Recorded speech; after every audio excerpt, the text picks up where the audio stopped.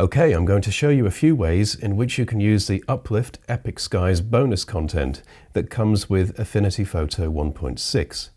So to begin with then, having extracted the zip contents, I have the AF macros file which contains the macro we're going to use, plus all of the replacement sky images for compositing. So first and foremost, let's get that macro imported.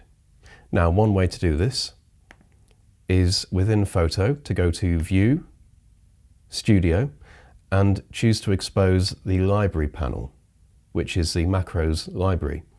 Then from this little icon here, you can choose Import Macros and navigate to the AF macros file. But I just want to show you a useful little shortcut. So say for example, we were starting with a fresh configuration of Photo and we didn't have that library panel active. We could click, drag, and grab the AF macros file, offer it up to Photo as a drag and drop, and just drop it in there. And there we go, we've imported the macro pack, and there's our mask adjustments and effects macro. Let's get stuck in with some sky compositing then. So I'll just move across to the layers panel and make sure my sky is going to be imported above my original image. That's fine. So let's pick a suitable sky. I think I will go for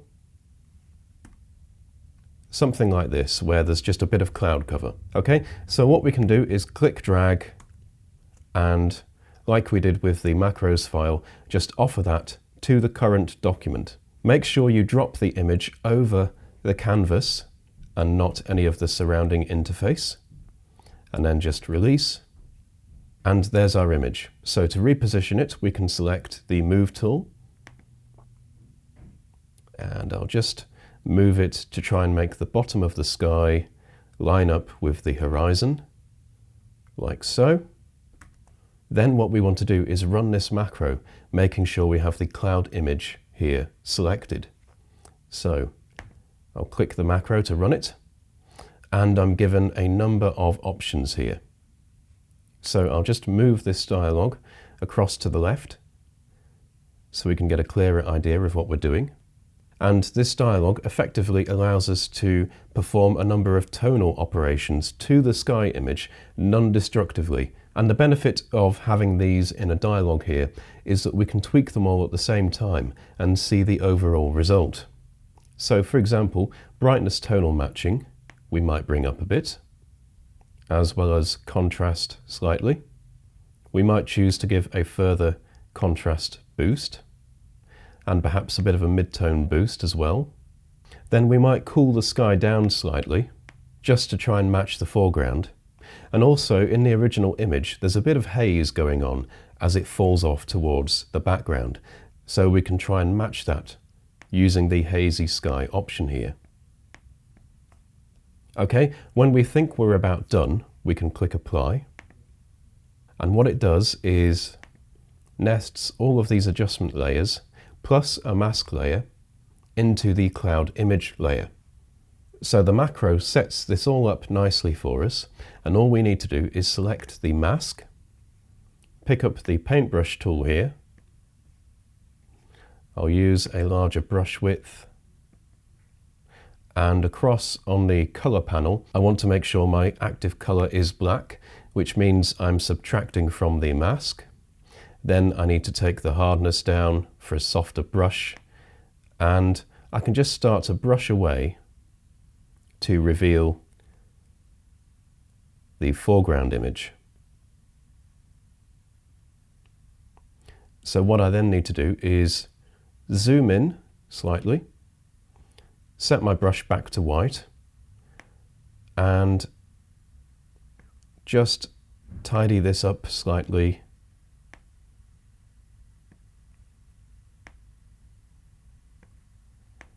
Just to remove that seam between the original image and the sky.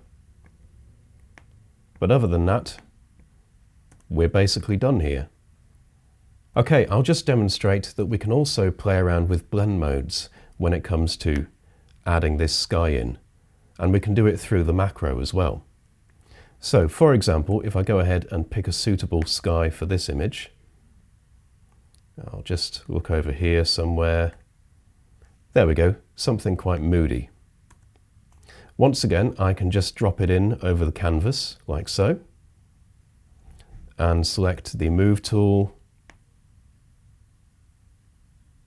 and just reposition the sky like so. Then once again, making sure the cloud image is selected here, I can run the macro. Like so, just drag this dialog over here. And let's experiment with the blend mode. So I could, for example, set the blend mode to overlay. And what this does is help blend in the sky image, and it becomes more of a suggestion of texture in the sky rather than an all-out sky replacement. So just for some tonal matching, let's try reducing the saturation. We'll perhaps reduce the contrast as well, but maybe at the same time use a bit of contrast boost. And then let's cool the sky as well to try and match the foreground. Okay, then we can click apply, and once again we can expand the cloud image layer to find the mask layer. Select that. Go ahead, select the paintbrush tool. Let's use a larger brush width. We've still got our settings from before, so our hardness is at 0%, which is important.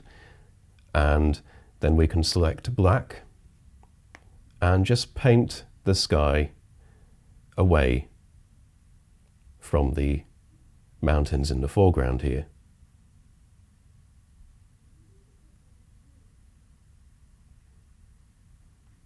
Okay. That looks about right. So if I just hide the sky for a second, you can see by using an overlay blend mode, we can add texture to the sky rather than just straight up replacing it. One more example then, and I'm just going to show you how to tackle images where it's not just a straight case of painting on the mask layer that's provided. So we've got a bit of foreground here where it overlaps the horizon. And what we'll need to do is create our own mask layer. So let's find a suitable sky image. I want to find something nice and deep and red and moody. There we go. That one will do. Once again, offer it to the canvas like so. Move tool. Let's position it round about here, I think. That looks about right. Okay, and of course we will run the macro. Drag the dialog over here. Don't forget, in order to help blending, we can also tweak the overall opacity of the sky layer here. So if we want to bring through just a tiny suggestion of the original sky, this option is quite useful. Let's bring the saturation up slightly, perhaps brightness up. For a really intense sky, perhaps some contrast too, maybe even some more contrast as a contrast boost, and a nice strong mid-tone boost. Perhaps a tiny suggestion of hazy sky as well. There we go, look at that, really dramatic. So we can click apply. Then comes the time when we need to use our own mask layer. So I'm actually going to select this mask and delete or backspace to get rid of it. Then I'm going to hide this layer altogether and select my original image layer. Then what I want to do is grab the selection brush, and I'll just use a larger brush width here. I just want to click drag to select the sky.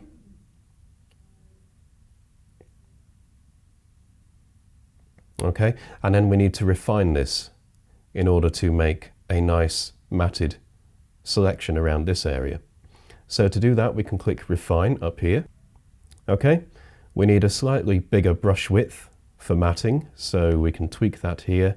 Let's have something like 260 pixels.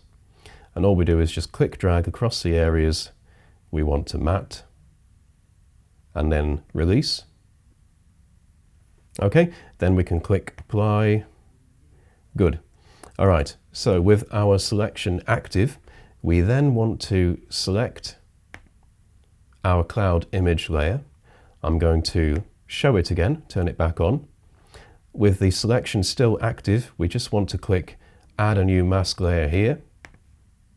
And there we go. We've successfully masked our new sky into the original image. So I can go to Select and Deselect to get rid of that marquee selection. And of course, don't forget, just because you tweaked the values using the macro dialog doesn't mean you can't go in and modify them individually at a later date. For example, if I wanted more of a midtone boost, I could click the midtone boost adjustment here and just increase the opacity, like so. Again, if I wanted to warm the sky up, I could choose Warmer Sky and gradually increase the opacity, like so. But that's it from me for now.